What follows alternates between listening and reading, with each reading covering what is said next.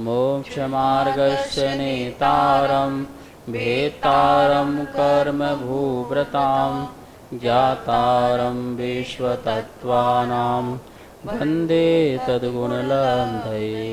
मङ्गलं भगवान् वीरो मङ्गलं गौतमो गणी मङ्गलं कुन्दकुन्दार्यो जैनधर्मोऽस्तु मङ्गलम्। तत्वार्थ सूत्र परम मांगलिक ग्रंथ है। आचार्य कुंद के पट्ट शिष्य आचार्य उमा स्वामी द्वारा यह विक्रम की प्रथम शताब्दी में लिखा गया। सूत्रात्मक इसकी शैली है, संस्कृत इसकी भाषा है, 10 अध्यायों में विभाजित है और 7 तत्वों का जिसमें वर्णन है। हम सभी लोग चतुर्थ अध्याय में देवों के स्वरूप के बारे में समझ रहे थे कि देव कितने प्रकार के होते हैं और उनका क्या स्वरूप है। कल अपन ने देखा था कि जो 100 प्रकार के जो इंद्र हैं उनसे भगवान पूजनीय होते हैं, वंदनीय होते हैं, नमस्कारनीय होते हैं। कल ये भी देखा था कि जो भवनवासी और जो वेंतर हैं ये 2 प्रकार के जो देव हैं इनके 2-2 इंद्र होते हैं, लेकिन जो शेष जो हैं जो वैमानिक आदि हैं उनके 1-1 इंद्र आदि होते हैं। इस प्रकार की अपन ने यहाँ पर कल सूत्रों के माध्यम से अध्ययन किया था। आज हम उनके सुख के बारे में चर्चा करेंगे कि देवों के सुख कैसे हैं। जो सांसारिक सुख हैं, स्पर्श, संरचना, घ्राण, चक्षु इंद्रिय संबंधी, तो उनके सुख कैसे हैं उनके लिए यहाँ पर आचार्य भगवान सूत्र नंबर 7वां बता रहे हैं। पहले हम एक 7वां सूत्र का उच्चारण करते हैं और फिर इसके अर्थ को समझते हैं। काय प्रविचारा आ ऐशानात् काय प्रविचारा आ ऐशानात्। इस प्रकार से यहाँ सूत्र का उच्चारण किया। अब सूत्र का जो अर्थ है उसको बोर्ड के माध्यम से समझते हैं। चतुर्थ अध्याय का सूत्र नंबर 7वां। काय प्रविचारा आ ऐशानात्। काय प्रविचारा आ ऐशानात्। इस प्रकार से सूत्र का उच्चारण है। अब बता रहे हैं यहाँ पर कि देवों का सुख कैसे होता है। तो कह रहे हैं कि आ लगाया है एक मर्यादा के लिए, वहाँ तक।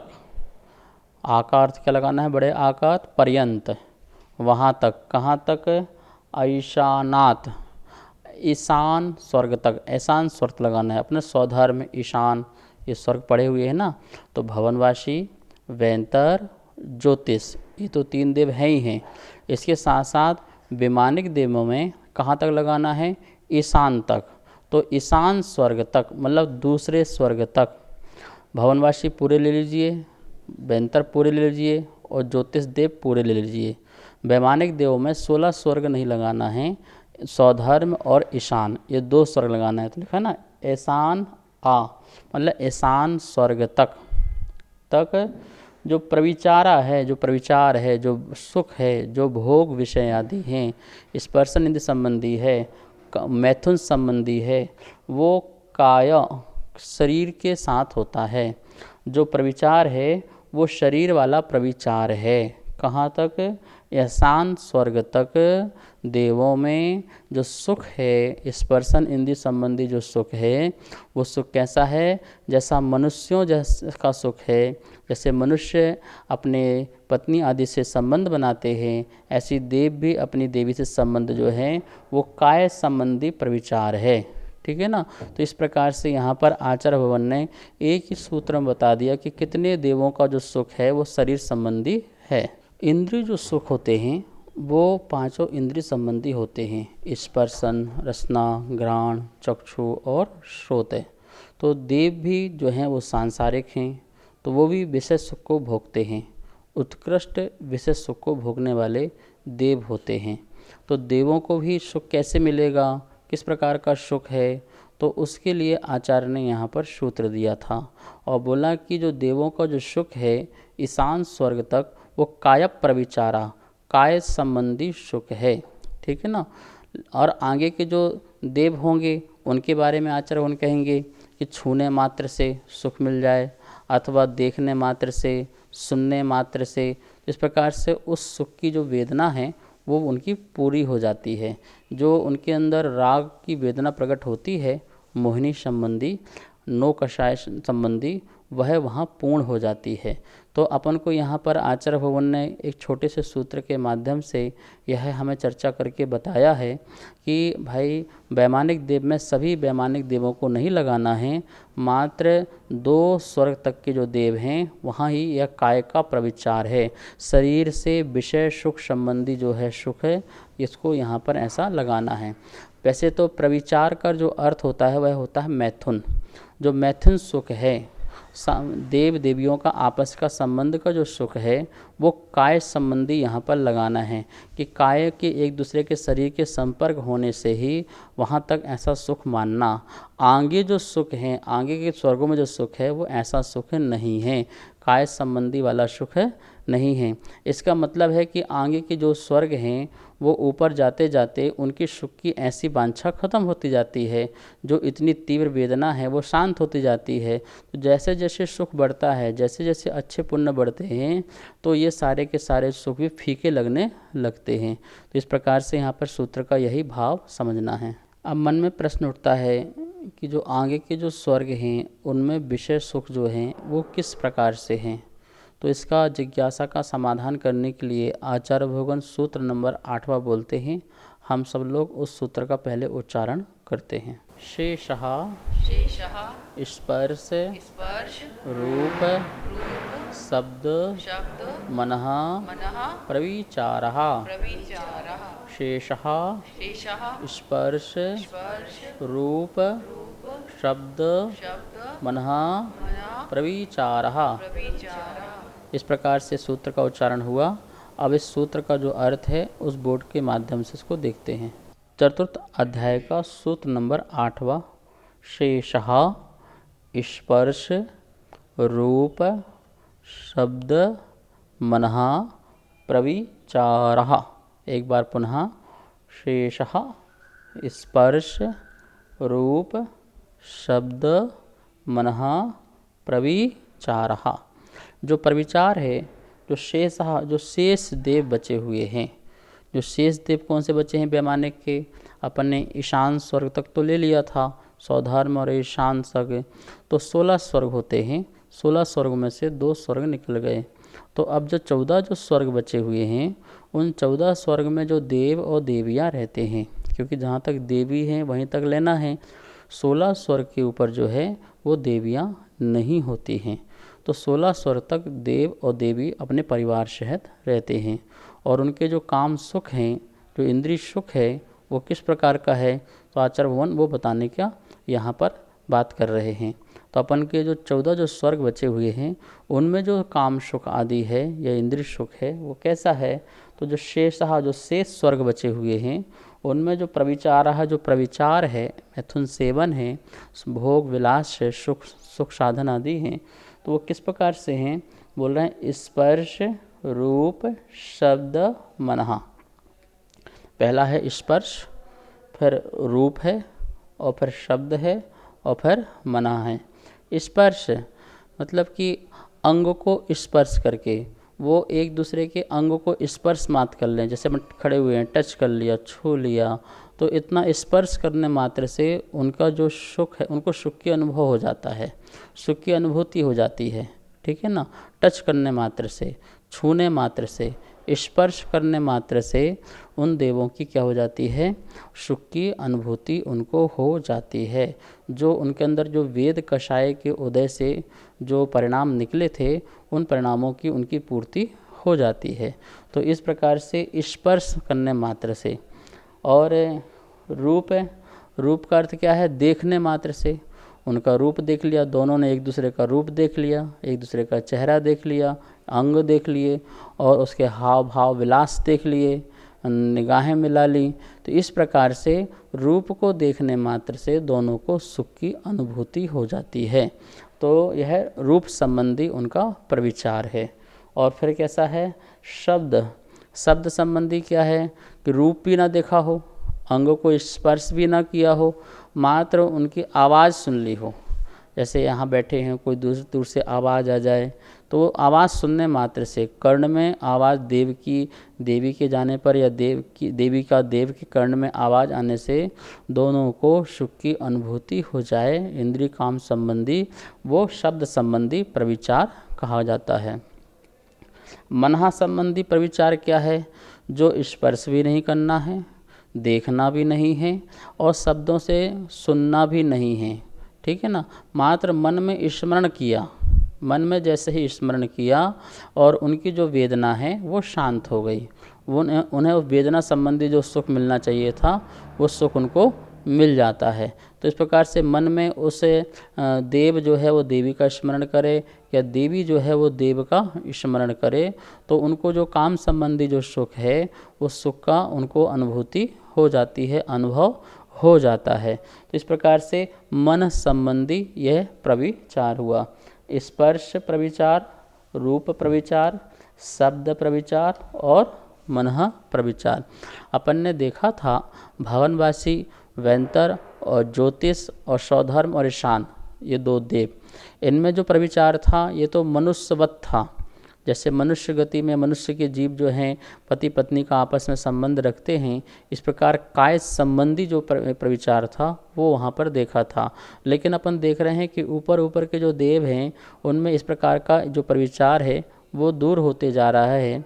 मात्र छूने से या मन में स्मरण करने से या शब्द सुनने से या मात्र देखने मात्र से क्या हो जाती है? तृप्ति की प्राप्ति हो जाती है। तो इस प्रकार का ऐसे यहाँ पर स्वर्गों में ये प्रविचार ऐसा लगाना है। आचार्य श्री नमोस्तु नमोस्तु नमोस्तु। किस कर्म के उदय से देवों में यह प्रविचार की प्रवृत्ति पाई जाती है?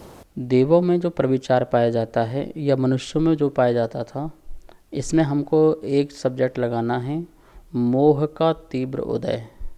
देखिए, मोह का तीव्र उदय होगा तो काय संबंधी प्रविचार ज़्यादा पाया जाएगा, शरीर संबंधी प्रविचार ज़्यादा पाया जाएगा। तीव्र मोह के उदय से ही शरीर संबंधी प्रविचार पाया जाता है। लेकिन जैसे जैसे मोह थोड़ा कम होता है तो काय संबंधी प्रविचार न होकर के वह स्पर्श छूने संबंधी प्रविचार पाया जाता है। जब और मोह का मंद उदय होता है तो स्पर्श से फिर रूप संबंधी प्रविचार पाया जाता है, फिर और कम हो जाता है तो रूप से फिर शब्द संबंधी, और मोह का उदय कम हो जाता है तो शब्द से फिर मन संबंधी प्रविचार आ जाता है। और यहाँ आगे अपन देखते हैं कि जो कम कम जो मोह की भाव कम होते जा रहे हैं, वेद की जो उदीर्णा है वो कम होती जा रही है, तो प्रविचार की जो स्थितियाँ हैं वो भी क्या होते जा रही हैं? कम होते जा रहे हैं। भोग विलास कम है ऐसा नहीं है, लेकिन जो अन्य इंद्रियों संबंधी जो कार्य हैं वो क्या होते जा रहे हैं? कम होते जा रहे हैं। किसी को छूने मात्र से, किसी को देखने मात्र से, किसी को सुनने मात्र से या किसी को स्मरण करने मात्र से उसका क्या है? सुख अनुभूति हो जाती है। लेकिन ये ध्यान रखना, जो काय संबंधी प्रविचार है वो देव के संक्लिष्ट परिणाम हैं, अति संक्लिष्ट परिणाम हैं और अति तीव्र मोह का ही उदय है जो उसके अंदर काय संबंधी प्रविचार पाया जाता है। यद्यपि देवों के शरीर में वीर आदि का अभाव होता है, जैसे स्त्री और मनुष्य में वीर शुक्र आदि की मात्रा पाई जाती है, देवों में इस प्रकार का अभाव होता है। क्यों? क्योंकि देवों का जो शरीर है वो वैक्रियक है और दूसरा धातु उपधातुओं से, सप्त धातुओं से रहित होता है। फिर भी वैक्रिक शरीर संबंधी और जो तीव्र वेदना है मोहिनी की, उस संबंधी उनका जो सुखानुभूति है वो उनमें पाया जाता है। और वही क्रिया जैसे मनुष्यवत होती है 2 स्वर्ग तक, और बाकी के में स्पर्श रूप आदि का जो आपको बताया उस संबंधी प्रविचार की पाए जाते हैं। नमोस्तु आचार्य श्री। क्या 16वें स्वर्ग के ऊपर भी इस तरह के भोग उपभोग सुख पाए जाते हैं? 16वें स्वर्ग के ऊपर जो है, जो भोग विलास हैं देवी संबंधी वो नहीं पाए जाते हैं। क्यों? क्योंकि 16वें स्वर्ग के ऊपर देवियों का अभाव है, वहाँ देवियाँ नहीं होती हैं। 16 स्वर्ग तक ही देवियाँ पाई जाती हैं, ये बात ध्यान रखना। इसलिए जो प्रविचार है, जो मैथुन है, जो इंद्रिय संबंधी जो भोग विलास है, वो आगे के जो नवग्रेवक, नवनिदिश और 5 अनुत्तर में नहीं होते हैं। जैसे कि अपन देखते हैं मनुष्य पर्याय में भी किसी के अंदर काम की तीव्रता अधिक होती है और किसी में नहीं होती है। किसी में कुछ भी तीव्रता दिखाई नहीं देती है, काम की वेदना, ब्रह्मचर्य जैसे भी रहते हैं। तो इस प्रकार से जैसे मनुष्य पर्याय में ये व्यवस्था है, ऐसे ही देव में जो अपने नवग्रहवक आदि हैं उनमें है कि वहाँ पर उनके लिए किसी प्रकार की काम की तीव्र वेदना आदि नहीं है। यद्यपि मोह का उदय है, मोह का उदय का अभाव नहीं है, लेकिन वो मोह का जो उदय है वो व्यक्त रूप से नहीं है, अव्यक्त रूप से है। अव्यक्त रूप होने से वह उसकी प्रकटता दिखाई वहाँ पर नहीं देती है, और वहाँ पर देवी संबंधी जो का सद्भाव है ना होने के कारण उस प्रकार का जो काम सेवन है वह भी नहीं होता है। तो इस प्रकार से अपन ने यहाँ देखा कि 16 स्वर के ऊपर जो है वह इस प्रकार का प्रविचार नहीं पाया जाता है। आचार्य उमा स्वामी स्वयं ही 9वां नंबर जो सूत्र है उसमें यही बात हमको आगे बता रहे हैं।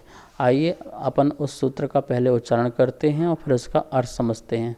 परे परे प्रविचारः, प्रविचारः, परे परे प्रविचारः। प्रविचारः। इस प्रकार से सूत्र का उच्चारण हुआ।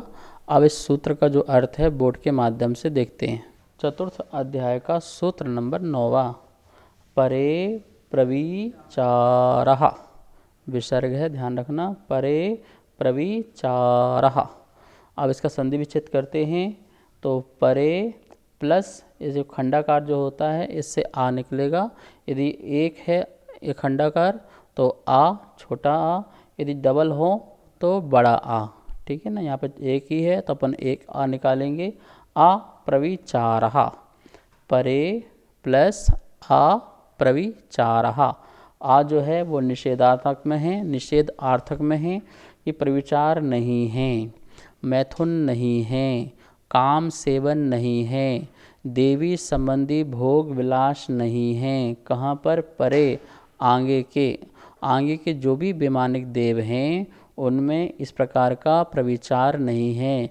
जैसे कि अपन ने पीछे के सूत्र में कहा, काय प्रविचारः, काय संबंधी प्रविचार नहीं है।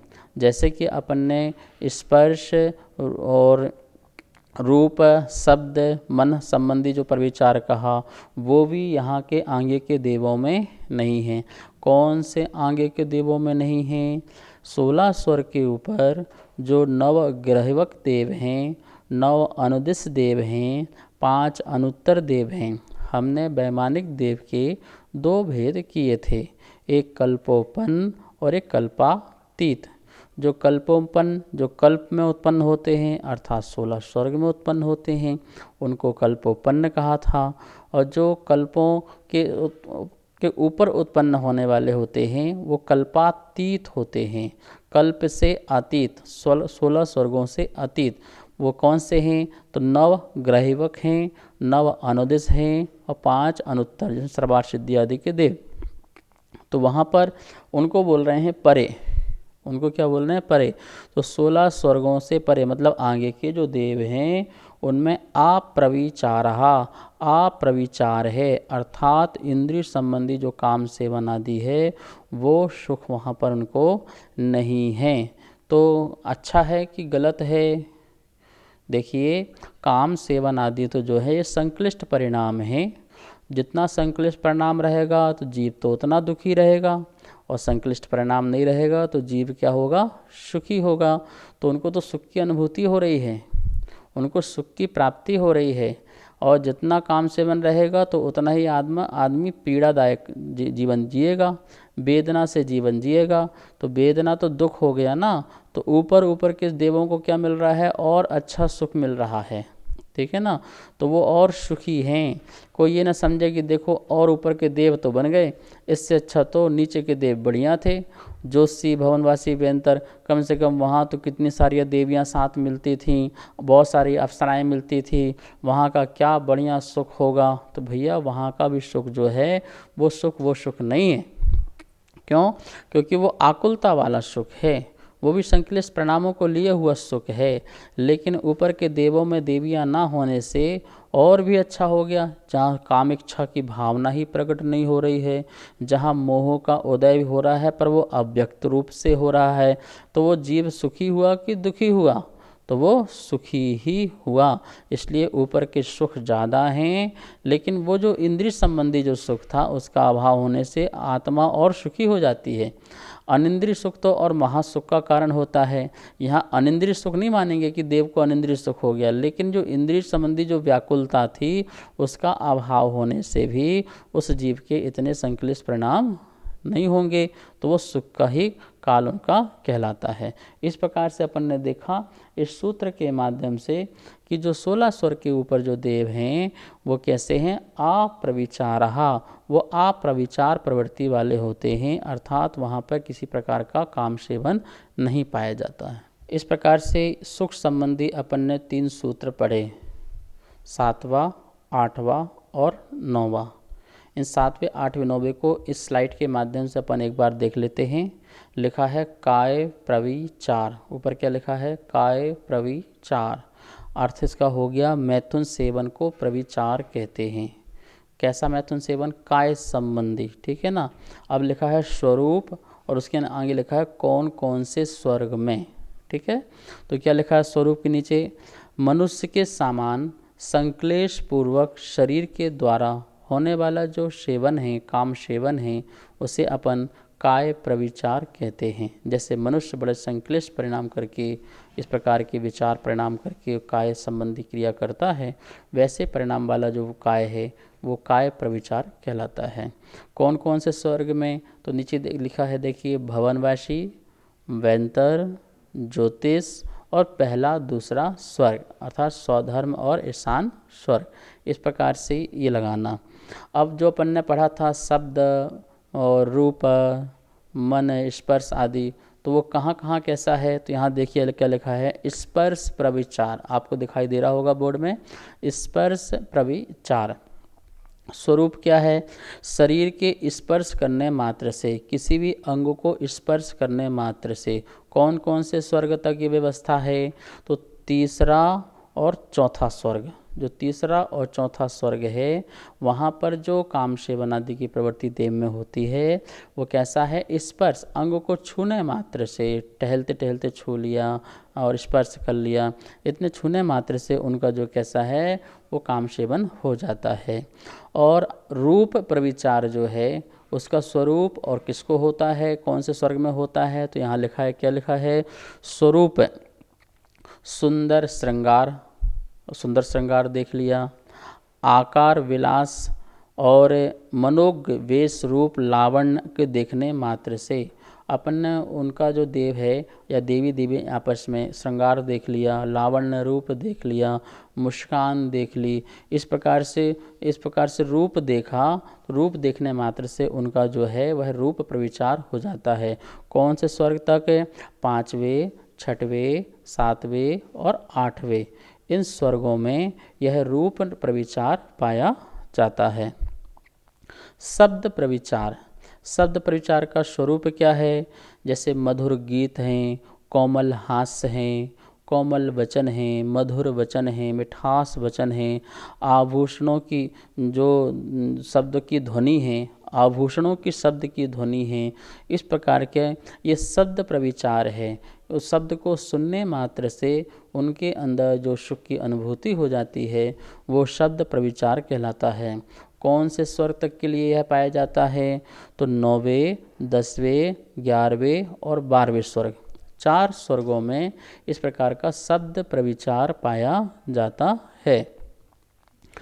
मन प्रविचार, जो मन संबंधी प्रविचार है उसका स्वरूप और किनको होता है, तो यहाँ पर स्लाइड में लिखा हुआ है, आप देख रहे हैं, एक दूसरे का मन में संकल्प मात्र करने से, एक दूसरे के मन में संकल्प कर लिया, स्मरण कर लिया, उस बात को या उस दृश्य को स्मरण कर लिया, तो करने मात्र से क्या होता है, उनका मन संबंधी प्रविचार हो जाता है। कौन से स्वर्ग में होता है, तो 13, 14, 15 और 16, जो 4 स्वर्ग लास्ट के बचे हुए हैं, 13, 14, 15वां और 16वां जो स्वर्ग है वहाँ पर मन संबंधी जो है प्रविचार पाया जाता है। और जो उसके ऊपर के जो हैं नवग्रहवक आदि, उसमें क्या है, प्रविचार रहित प्रवृत्ति है। इसका स्वरूप क्या है, लिखा है विषय वेदना का अभाव होने से। इसका स्वरूप क्या है, विषय वेदना का अभाव होने से। यद्यपि वहाँ पर मोह का उदय है, पर वो मोह का उदय तीव्र नहीं है, और उदय है भी तो वो व्यक्त रूप से नहीं है, अव्यक्त रूप से वहाँ पर उदय होता है। तो वहाँ पर वेदना का तीव्र अभाव होने से कैसा है, प्रविचार रहित अवस्था पाई जाती है। जैसे मनुष्य पर्याय में कोई ब्रह्मचारी है या मुनि है या त्यागी है, वह कैसा है, अव्यक्त रूप से तो है, लेकिन व्यक्त रूप से उनका वेदना का अभाव होता है। ऐसे ही सर्वासिद्धि आदि के देवों में भी यह व्यवस्था है। और कौन से स्वर्ग में होता है, ये कल्पातीत में होता है। मतलब कल्पोपन्न के ऊपर जो कल्पातीत हैं, वहाँ के देवों में यह अप्रविचार प्रवृत्ति पाई जाती है। इस प्रकार से 7वें 8वें 9वें सूत्र को अपने स्लाइड के माध्यम से सारा का सारा सारांश रूप से यह समझा, कौन से स्वर्ग तक, कौन से देव में प्रविचार है और कौन में अप्रविचार है। आप सभी लोग स्वाध्याय और प्रतिदिन सुन रहे हैं और आपके मन में कई जिज्ञासाएं प्रकट होती हैं। आप उन प्रश्नों को आगम धारा शंका समाधान जो जिनवाणी स्थिति के बाद चलती है, आप कंटिन्यू उसे देखिए, और कोई भी आपके मन में शंका हो, जिज्ञासा हो, उसे पहुंचाइए। भैया जी का नीचे नंबर चलता है, आपका समाधान उचित रूप से दिया जाएगा। और इस आगम धारा शंका समाधान को जरूर देखें, यह जो समाधान है आगम के अनुकूल है। आज का स्वाध्याय यहीं संपन्न करते हैं। अब हम सब लोग जिनवाणी स्तुति करेंगे। जावाणी के ज्ञान से सूझे लोकालोक, सोवाणी मस्तक धरूं सदा देत हो धो। हे जिनवाणी भारती तो हे जपो दिन रे, जो तेरा चरना धरे सो पावे सुख चैन। सभी को बहुत बहुत मंगल आशीर्वाद। सभी को सादर जय जिनेन्द्र। हमारे पास तत्वार्थ सूत्र के प्रथम अध्याय की पुस्तक छपकर आ चुकी है, जिसमें चित्रों और स्लाइडों के माध्यम से सरलीकरण करके अर्थ समझाया हुआ है, जो आचार्य श्री के श्रीमुख से समझाया गया है। और जो भी महानुभाव इस तत्वार्थ सूत्र की प्रथम अध्याय की पुस्तक को मंगवाना चाहते हैं एवं द्वितीय एवं तृतीय अध्याय की पुस्तकों को छपवाना चाहते हैं, वो नीचे दिए गए नंबर पर संपर्क करें। एवं जो भी पुण्यार्जक बनना चाहते हैं, वो भी नीचे दिए गए नंबरों पर संपर्क करें। धन्यवाद। जय जिनेन्द्र।